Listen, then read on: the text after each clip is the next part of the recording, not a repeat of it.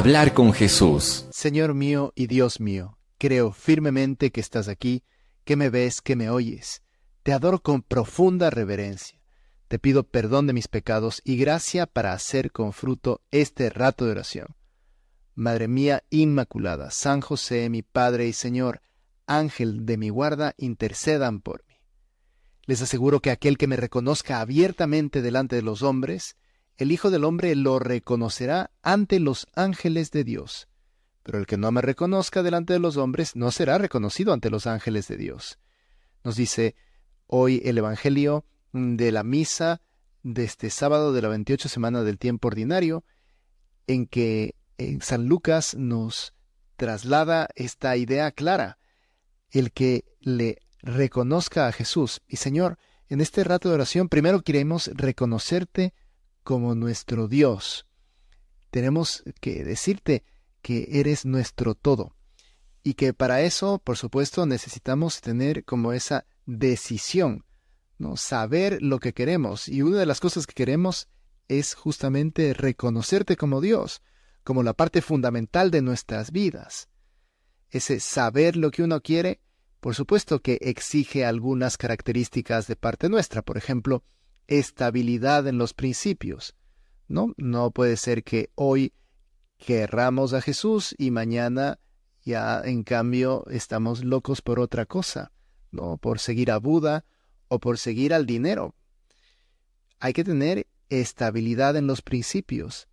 No sé, ideas rectoras, ideas madres, de las que después pueden salir una cantidad de, por así decir, de ideas hijas, pero que son ideas que nos llevan a tomar decisiones claras en nuestra vida. Porque si no, se nos podría aplicar aquello que Platón decía en cierta ocasión de un contrincante. Tú varías, luego tú no estás en la verdad.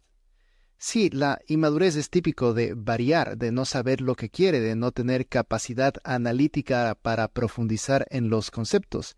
Y por eso esas raíces son superficiales. De eso ya nos previene San Pablo cuando nos dice, no seáis como niños pequeños fluctuantes, que son arrastrados por cualquier viento de doctrinas o falacias humanas. No, Señor Jesús, queremos creer realmente en ti, queremos dar testimonio de ti. Ahora, no ser niños fluctuantes significa no ser inmaduros, porque la madurez, al mismo tiempo que nos invita a no ser como una veleta que esté siempre donde sopla el viento, nos anima a ser como la rosa de los vientos y señalar establemente el camino correcto, por así decir, el norte de nuestra alma, que tiene que ser tú, Señor.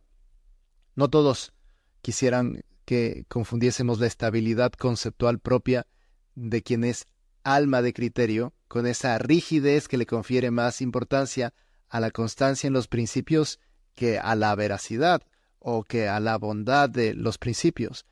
La madurez también exige la humildad de modificar todas las veces que sea necesario una postura en la que descubrimos que estamos equivocados. Saber cambiar, pero tener claro las ideas rectoras. Jesucristo al principio, eso no podemos cambiar, tenemos que reconocerle abiertamente delante de los hombres. Eso sí, ahí sabemos que no hay mezcla de error. Cuentan de José de San Martín, ese gran capitán que nació el 25 de febrero en Yapeyú, en el 1778, en Río de la Plata.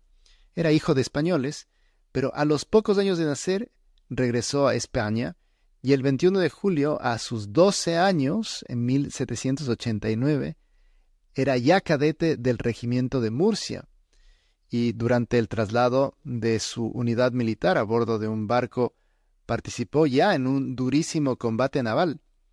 En 1791, a los 14 años, intervino ya como subteniente en los 31 días que duró el asedio de Melilla, al norte de África.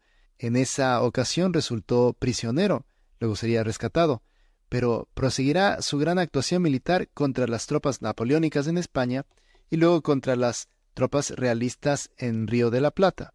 Hago esta breve síntesis de su juventud porque quiero poner de manifiesto que José de San Martín, de 12 años, no daba esa impresión de tener una personalidad vacilante.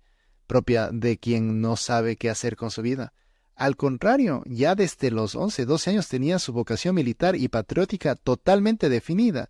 Quería luchar no solo por la independencia de su propia nación, sino también por la libertad política de los países vecinos, ¿no? A veces damos la impresión de que a los 12 años lo único que podemos estar es frente al PlayStation y que ese es el único sitio, ¿no? Y hay que aprender a, bueno, sí, a vivir cada uno su época, pero a tener convicciones profundas, ideas madres, aprender a reconocer también, cuando son pequeños, a Jesús.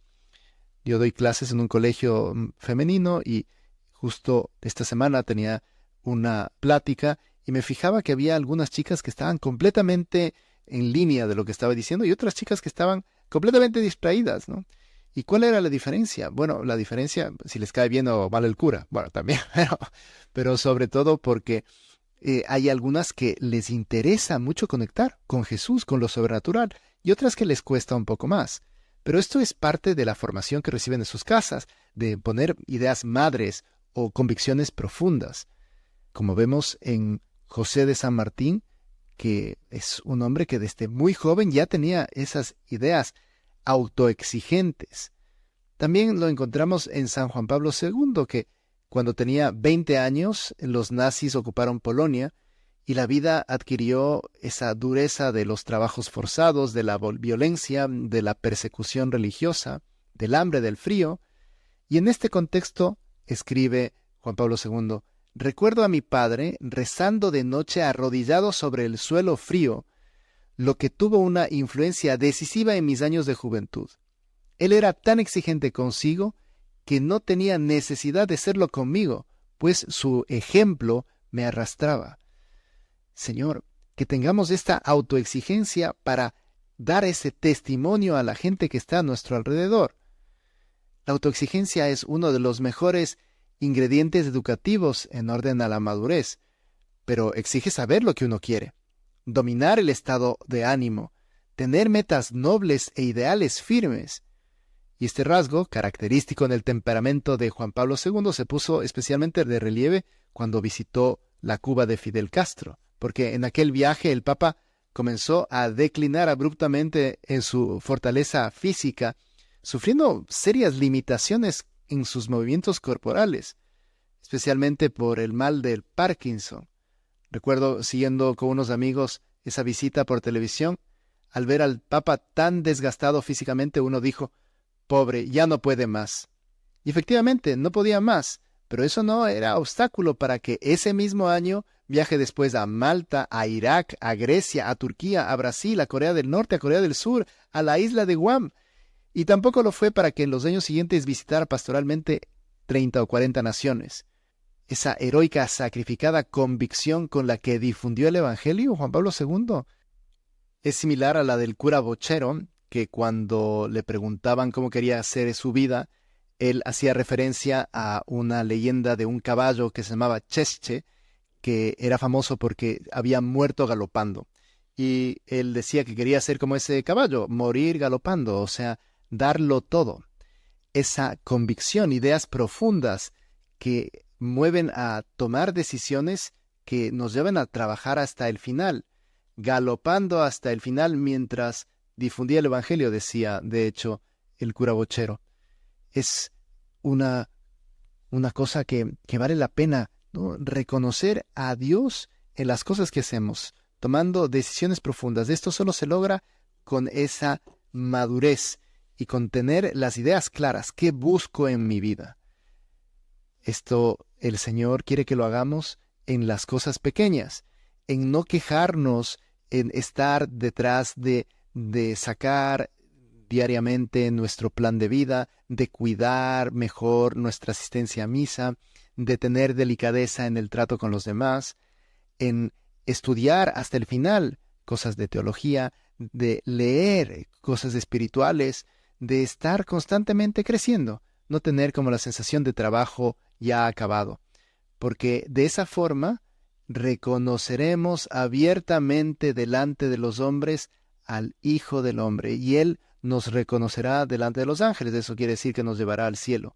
Esa es nuestra meta, hacia donde queremos dirigir nuestra vida.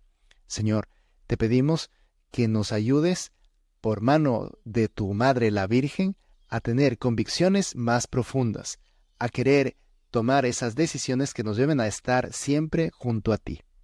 Te doy gracias, Dios mío, por los buenos propósitos, afectos e inspiraciones que me has comunicado en esta meditación. Te pido ayuda para ponerlos por obra. Madre mía Inmaculada, San José, mi Padre y Señor, Ángel de mi guarda, intercedan por mí. No quería terminar este rato sin contarles que hemos sacado un curso de oración para madres e hijas. Esta misma idea de transmitir ideales profundos, convicciones profundas, pues ahora vamos a tener en la plataforma de hermandar.com este curso. Espero que les guste.